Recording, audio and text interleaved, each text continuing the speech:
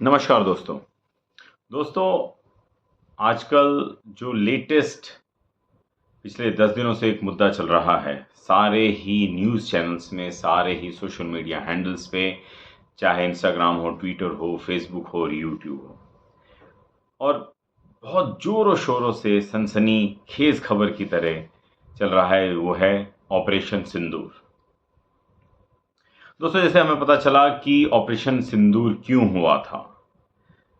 4-5 आतंकवादी आए कश्मीर में, पहलगाम में, और उन्होंने धर्म पूछकर 26 लोगों की हत्या कर दी। राइट? उन 26 लोगों को उनकी फैमिली के सामने, उनकी माँ, बेटियां, बीवियों के सामने, उनके बच्चों के सामने बड़ी बर्बरता से उनका कत्ल कर दिया गया और धर्म पूछ के कर दिया गया। तो मतलब ये टारगेट एकदम एक धर्म के लोगों के लिए ही था और चुन के उन्हें मारा गया। बहुत बहुत ज़्यादा दुखद घटना है ये। दिल से पूरे भारतवासी, हिंदू, मुस्लिम, सिख, ईसाई और दूसरे वर्ग के, जात के, धर्म के लोग जो भी हैं, सबको बेहद दुख हुआ। और इसमें पूरे देश ने एक यूनिटी दिखाई और ना ही कोई आपस में हिंदू मुस्लिम की लड़ाई हुई, क्योंकि इंडिया के लोग समझ गए कि ये आतंकवादी हमला हमारा पड़ोसी मुल्क पाकिस्तान करवा रहा है। तो हमारे इंडिया के सारे सिटीजन्स ने बहुत ही समझदारी का एक उदाहरण पेश किया, जो कि बहुत अच्छी बात है।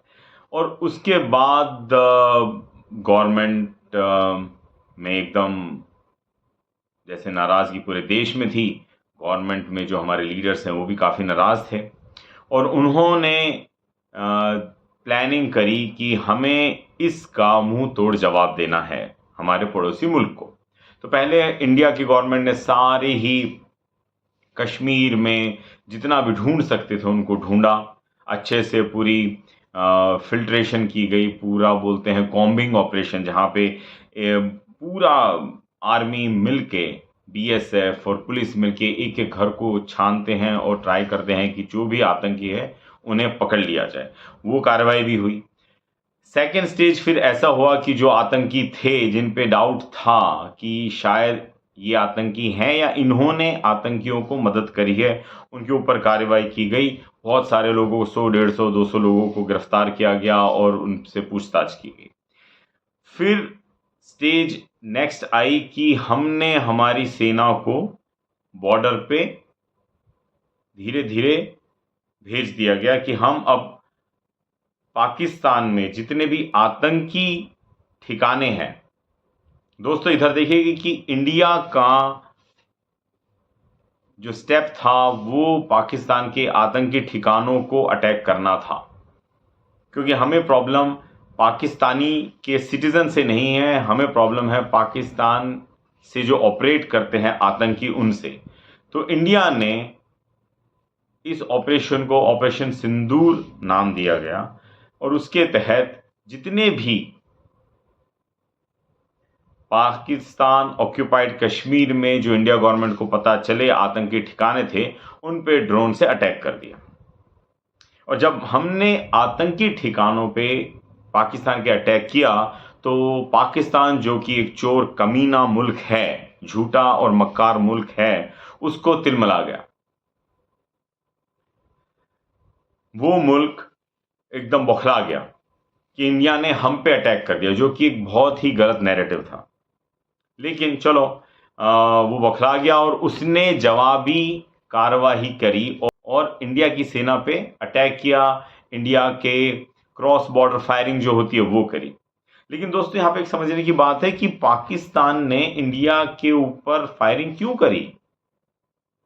हम उनके पाकिस्तान में बसे टेररिस्ट के जो ठिकाने हैं, आतंकियों के ठिकाने, हम उस पर अटैक कर रहे हैं और पाकिस्तान हम पे अटैक कर रहा है। तो ये कोई लॉजिक नहीं हुआ। बोलते हैं ना, चोर की दाढ़ी में तिनका, ये वही वाली बात है। तो उसके बाद क्या हुआ कि इंडिया और पाकिस्तान में क्रॉस बॉर्डर फायरिंग ज़्यादा हो गई और बढ़ते बढ़ते एक ये स्टेज आ गया कि दोनों देश एक दूसरे के ऊपर ड्रोन से हमला करने लगे। लेकिन मैं फिर से कहूँगा कि भारत ने, इंडिया ने हिंदुस्तान में उनके सिविल एरियाज़ में अटैक नहीं किया।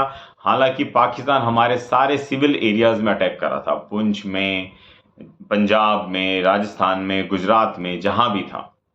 और ये हरकत उसकी चीख चीख के कह रही थी कि वो दोषी है, उसने गलत काम किया है। वरना होता है कि भाई आप हमारे साथ मिलकर टेररिज्म को ख़त्म करो अपनी धरती से, और एक दो पड़ोसी अच्छी तरीके से मिलकर रहें। खैर, वो नहीं हुआ, और ये ऑपरेशन सिंदूर बढ़ते बढ़ते फिर इंडिया ने भी एक दो जवाबी कार्रवाई में, ऐसे सुनने में आया है, कोई हैवी मिसाइल यूज़ किया, जिसमें पाकिस्तान के कुछ सैन्य संस्थान और एयर बेसेस तबाह हो गए। और ऐसे समझ में आ रहा था कि धीरे धीरे जो ये ड्रोन वॉरफेयर है, उससे हटके अब नेक्स्ट लेवल पे इंडिया पाकिस्तान का वॉर हो सकता है। मतलब ये जो ड्रोन से लड़ाई हो रही थी, अब ये नेक्स्ट लेवल पे जाके आपसी प्रॉपर जो एक युद्ध होता है दो देशों में, वो हो सकता है। ऐसी पूरी आयास लगाए जा रहे थे। ठीक है, अब पाकिस्तान को जब भी कुछ प्रॉब्लम होती है, थोड़ा सा कोई ठोक देता है, तो उसको बस यही रोना होता है, मैं न्यूक्लियर चला दूंगा, मैं न्यूक्लियर बॉम्ब चला दूंगा। भाई तुम्हारे पास न्यूक्लियर बॉम्ब है, दुनिया के पास न्यूक्लियर बॉम्ब है। तुम्हारे पास 10 है, हमारे पास 20 है। तुम्हारे पास 100 है, हमारे पास 150 है। चाइना के पास 450, 500, 600 है। अमेरिका के पास हो सकता है 2000 हो। तो ये धमकाना हमेशा कि मैं तुम्हें छेड़ूंगा और अगर तुम मुझे पीटोगे तो मैं न्यूक्लियर बम छोड़ दूंगा, ये बहुत ही बेवकूफ़ किस्म के जो लीडर्स होते हैं, बेवकूफ़ किस्म की जो एक कौम होती है जिस देश की, उस पर वो खुश भी होती है और ऐसी चीज़ों को बढ़ावा देती है। और यही रीज़न है कि पाकिस्तान अभी तक इतना डेवलप नहीं हो पाया जितना कि इंडिया हो चुका है। बहरहाल, तो ये मामला बढ़ते बढ़ते हुआ और इसमें एंट्री हो गई फिर टर्की की। टर्की ने पाकिस्तान को बहुत सारे ड्रोन सप्लाई कर दिए और बोला ठोको इंडिया को। फिर थोड़े दिनों में चाइना भी एक स्टेटमेंट देता है कि हम पाकिस्तान का जो सॉवरेनिटी है उसको डिस्टर्ब नहीं होने देंगे। मतलब इनडायरेक्टली हम भी पाकिस्तान के साथ हैं। इसमें माइनस पॉइंट ये हुआ कि इंडिया के साथ कोई खुलकर नहीं आया। इजराइल ने हमें मदद करी, रशिया ने भी मदद करी कि चुप रह के, वो हमारे अगेंस्ट नहीं किया, पाकिस्तान के फेवर में नहीं किया। इट मीन्स वो हमारे फेवर में है, लेकिन वो खुल के नहीं बोला। लेकिन इंडिया सक्षम है कि वो पाकिस्तान जैसे पड़ोसी दुश्मन मुल्क के साथ अकेले अपने बेसिस पे आत्मनिर्भर है कि वो उसको मैनेज कर सकता है। और जब ये थोड़ा युद्ध हुआ नहीं था, लेकिन ऐसे गर्मा गर्मी चल रही थी और पूरा वर्ल्ड बैठ के देख रहा था कि क्या होगा और क्या हो सकता है। और फिर दोस्तों, all of sudden Donald Trump Twitter पे अनाउंस कर देते हैं कि इन दोनों देशों में सीज फायर हो जाएगी या हो गई है। और सब हक्के बक्के रह गए, स्पेशली इंडिया में। इंडिया की सारी जनता, पाकिस्तान की सारी जनता यूं मान के बैठी थी कि दोनों देशों में लड़ाई हो जाएगी। और फिर दोनों तरफ का मीडिया भी खूब खबरों को मसाला लगा लगा के अपने ऑडियंस को पेश कर रहा था, अपने सिटीजन्स को पेश कर रहा था। तो जो जोश है, गुस्सा है, तनाव है और लोगों के मन में जो एक दूसरे दुश्मन मुल्क के लिए जो नफरत है, इतनी हो गई थी कि दोनों देश रेडी हो गए थे कि अब लड़ाई होगी तो हो जाने दो, हम तैयार हैं। और इसी बीच में डोनाल्ड ट्रंप का मैसेज, ट्वीट आता है कि दोनों में सीज फायर हो गई है। और सरप्राइज की ये बात है कि दोस्तों, पे गोलाबारी भी बंद हो गई, क्रॉस बॉर्डर फायरिंग भी बंद हो गई और माहौल थोड़ा शांत हो गया। 4 घंटे के बाद पाकिस्तान फिर से थोड़ा सा गोलाबारी करता है और क्रॉस बॉर्डर फायरिंग करता है, बट उसके बाद वो भी शांत हो जाता है। अब असली गेम शुरू होता है। गेम ये शुरू होता है दोस्तों कि पाकिस्तान इस सीज फायर के बाद अपने देश में और बाहरी मुल्क में जहां भी पाकिस्तानी हैं, जश्न मनाने लगते हैं कि पाकिस्तान जीत गया। ये जो कि गलत नैरेटिव है। वहां के लीडर हमेशा अपनी आवाम को उल्लू बनाते गए हैं, बच्चों को उल्लू बना रहे हैं, गलत इतिहास बता रहे हैं, बट ठीक है, वो लोग जश्न मना रहे हैं। और इंडिया में क्या हो रहा है? इंडिया में लोग दुख हो रहे हैं, सैड फील कर रहे हैं कि वॉर क्यों नहीं हुआ, लड़ाई क्यों नहीं हुई। ये तो एक बात है, ये सारे सिटीजन्स हैं, ये हम लोग हैं जो सोच रहे हैं कि लड़ाई क्यों नहीं हुई। चलो ठीक है, सिटीजन्स ऑफ इंडिया जो हैं, जो इंडिया के नागरिक हैं, वो यूं दुखी हैं कि साला लड़ाई क्यों नहीं हुई, लड़ाई हो जाना चाहिए था इंडिया पाकिस्तान में, और इस बार हम पाकिस्तान को मजा चखा देते। दूसरी तरफ इंडिया की जो मीडिया है, और जो एकदम से यूट्यूब के ऊपर, इंस्टा के ऊपर, ट्विटर के ऊपर सो कॉल्ड बुद्धिजीवी, अपने आप को बहुत ही बड़ा एनालिस्ट मानते हैं, जो वो भी शुरू हो गए, और करने लगे बुराई प्राइम मिनिस्टर मोदी की और गवर्नमेंट की, कि भाई जो भारतीय सेना है वो एकदम पीक पर थी, हम पीओके लेने ही वाले थे, हम अटैक कर देते, हम जीत जाते, तो मोदी ने सीज फायर क्यों एक्सेप्ट कर ली, एक चीज। दूसरी चीज, ऑल ऑफ सडन बोलने लग गए कि भाई ट्रंप ने वहां पर ऐलान क्यों कर दिया, मोदी को ऐलान करना चाहिए था। ठीक है। तीसरी चीज, बहुत सारी वीडियोस आने लगी कि मोदी ने फिर आके जो भाषण दिया उसमें ये क्यों नहीं बोला, ये क्यों बोला, ये क्यों नहीं किया, या फिर मोदी ने ट्रंप के बारे में कुछ क्यों नहीं बोला। तो दोस्तों अब मैं आपको बताता हूं असली बात। दोस्तों, हम एज इंडियन सिटीजन्स, हम ना हमारे गवर्नमेंट के साथ खड़े हो रहे हैं, ना हम अपने आप के साथ खड़े हो रहे हैं, और हमने इसको बना दिया है पूरा एंटरटेनमेंट का शो। दोस्तों, ये समझना पड़ेगा हमको कि ये क्रिकेट मैच नहीं था इंडिया पाकिस्तान का, कि जहां पे जीतता जीतता देश हमारा भारत हार गया और सारे फैंस डिसअपॉइंट हो गए। समझ में आता है उस समय इमोशंस हाई होते हैं, लेकिन ये क्रिकेट मैच नहीं था दोस्तों, ये था युद्ध, जिसके लिए हम वेट कर रहे हैं, जिसके लिए हम आस लगा रहे हैं, जिसके कारण हम मोदी से नाराज हो रहे हैं। क्यों? मानता हूं कि हमारी सेना ने बहुत ही अच्छे तरीके से पाकिस्तान को जवाब दिया, उनके सारे अटैक को फेल कर दिया, वो सब ठीक है, लेकिन हम एज इंडियन सिटीजन इतने डिसअपॉइंटेड क्यों हो रहे हैं कि भाई लड़ाई हो जानी चाहिए थी, हमें पाकिस्तान को पेल देना चाहिए था, हमें ठोक देना चाहिए था। आप अगर पावरफुल हो भी तो जरूरी है आपको युद्ध पे जाना है। और जो ये सारे बुद्धिजीव हैं, एनालिस्ट हैं, जो अपना अपना ओपिनियन बता रहे हैं, इनको इतनी हिम्मत कहां से आ गई ऐसे बोलने की भारत के प्रधानमंत्री के लिए, जिसने ये डिसीजन लिया और एक एक्शन लिया। अब तुम यूं बोल रहे हो कि ये क्यों नहीं किया, अटैक क्यों नहीं किया, सिविलियंस पे अटैक क्यों नहीं किया, बेस पे अटैक क्यों नहीं किया, आर्मी पे अटैक क्यों नहीं किया, नेवी एयरफोर्स यूज क्यों नहीं करी, हम यूं करते तो यूं हो जाता, यूं करते यूं हो जाता।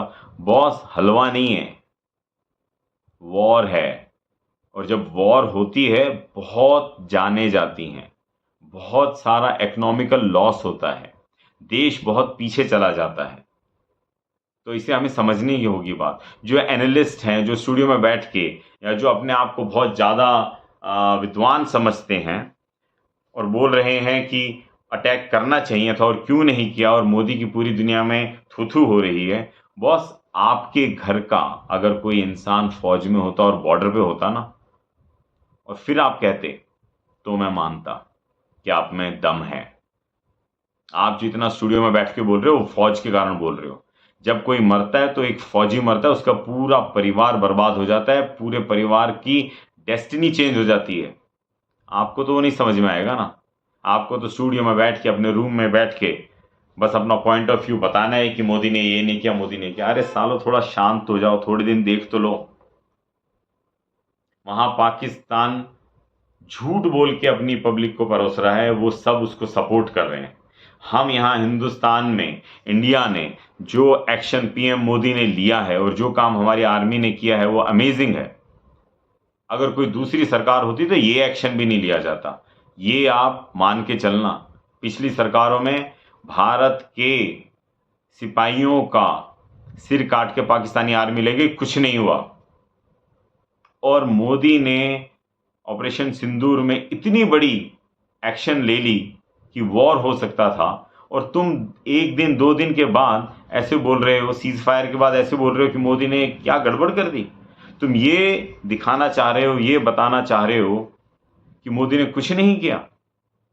इसीलिए भारत के ऊपर लोगों ने राज किया है, क्योंकि भारत एक साथ नहीं है, हिंदुस्तान एक साथ नहीं है, हिंदू एक साथ नहीं है, इंडियन सिटीजन्स एक साथ नहीं है। शुक्र मानना चाहिए कि हमें मोदी जैसे प्राइम मिनिस्टर मिले। मैं मोदी का फेवर नहीं करता हूं, I am not BJP pro person, लेकिन एक लीडर ने ये इतना बड़ा एक्शन लिया, इतना बड़ा साहस किया, और तुम उसे 2 दिन के बाद थू कर रहे हो कि तूने लड़ाई क्यों नहीं की।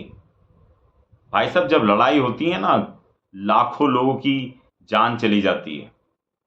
आज कई चैनल पे लोग बोल रहे हैं जो 15-20 लोग मर गए हैं, 50 लोग इंजर्ड हो गए, उसके बारे में मोदी ने क्यों नहीं बोला। वॉर हो जाती तो लाखों मर जाते, फिर तुम लोग यूट्यूब फेसबुक इस पे आके बोलते कि मोदी ने वॉर क्यों करी। बॉस, ऐसी सिचुएशन में जहां पूरा देश एक साथ था, जहां पूरा अपोजिशन एक साथ था मोदी जी के, तो इस डिसीजन में भी हमें मोदी जी के साथ रहना है। मोदी जी छोड़ो, ऐसे में कोई भी गवर्नमेंट होती, आपको उसके साथ रहना है, क्योंकि ये as a leader prime minister ने बहुत अच्छा डिसीजन लिया है अगर सीज फायर की है तो। और सीज फायर करना मतलब ये नहीं कि हम दुम दबा के वहां से भाग कर आ गए हैं। सीज फायर होता है कि हमें लड़ाई आगे नहीं करनी है, लेकिन अगर दुश्मन फिर से हम पे अटैक करेगा तो हम उसे जबरदस्त जवाब देंगे, इससे भी ज्यादा जबरदस्त जवाब देंगे। ये मैसेज मोदी जी ने कहा है, और ऐसे ही होना चाहिए। वो बेवकूफ लोग होते हैं, बहुत इमोशनल लोग होते हैं, जो कि एक वहां से गोली आ गई तो यहां से 10 गोली दागो। वॉर ऐसे नहीं होती बॉस। युद्ध करने के लिए बहुत लंबी प्लानिंग करनी पड़ती है, बहुत चीज़ों को बहुत तरीके से देखना पड़ता है, अलग अलग एंगल से चीज़ें देखनी पड़ती हैं। और तुम लोग बोल रहे हो कि वॉर क्यों नहीं करी। इकोनॉमिकल बैकग्राउंड देखना पड़ता है, इंटरनेशनल रिलेशंस देखने पड़ते हैं, इंटरनेशनल प्रेशर देखना पड़ता है, कितना नुकसान होगा हमारा वो देखना पड़ता है, कितना जानी माली नुकसान होगा वो देखना पड़ता है। जो बॉर्डर के आसपास शहर हैं उनको मोबिलाइज करके वहां के सारे सिटीजन्स को हटाना पड़ता है। मजाक नहीं है, हलवा नहीं है दोस्तों। तो जो लोग भी मोदी जी को या गवर्नमेंट को शर्मसार कर रहे हैं वो गद्दार हैं। मेरी आप सब लोग से हाथ जोड़ के विनती है, सपोर्ट करिए अपनी गवर्नमेंट को, सपोर्ट करिए अपने लीडर को ऐसे समय में, क्योंकि इस समय में लीडर ने हमारे कोई भी गलत डिसीजन नहीं लिया है। जहां जरूरत थी वहां पे एक्शन किया, जहां जरूरत थी वहां पे फायरिंग करी, जहां जरूरत थी वहां ड्रोन अटैक्स और मिसाइल भी फायर किए हैं।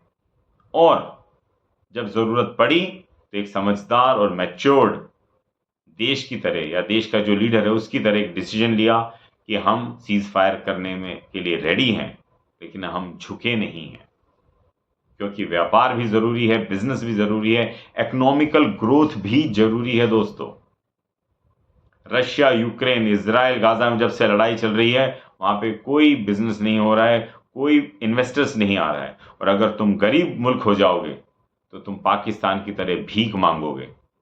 हम इतना सब लड़ सके, हम S-400 जिसने हमारे सारे ड्रोन अटैक जो पाकिस्तान से आए थे उसको रोक लिया, वो हम इसलिए खरीद पाए क्योंकि हम इकोनॉमिकली अच्छे थे, इकोनॉमिकली हम पावरफुल हो गए थे, और इसका श्रेय भी मोदी जी को जाएगा।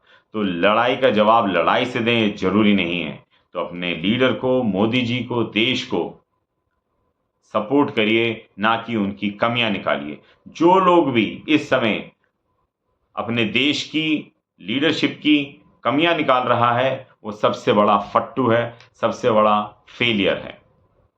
मैं रिक्वेस्ट करूंगा सबसे, प्लीज हेट्रेड ना फैलाएं, और ये जो वीडियो में यूट्यूब पे, फेसबुक पे जो लोग एंटी गवर्नमेंट वीडियोस बना रहे हैं उसको बॉयकॉट करें। सब अपने विचार रख सकते हैं, लेकिन मेरे को ऐसा लगता है कि ऐसे समय हमें देश के साथ खड़े रहना चाहिए, लीडरशिप के साथ खड़े रहना चाहिए। चाहे गलत हो चाहे सही हो, लेकिन हम सब एक हैं। आपका इस वीडियो के बारे में या इस विचार के बारे में क्या विचार है, कमेंट करके बताइए। वीडियो अच्छा लगे तो शेयर करिए। जय हिंद।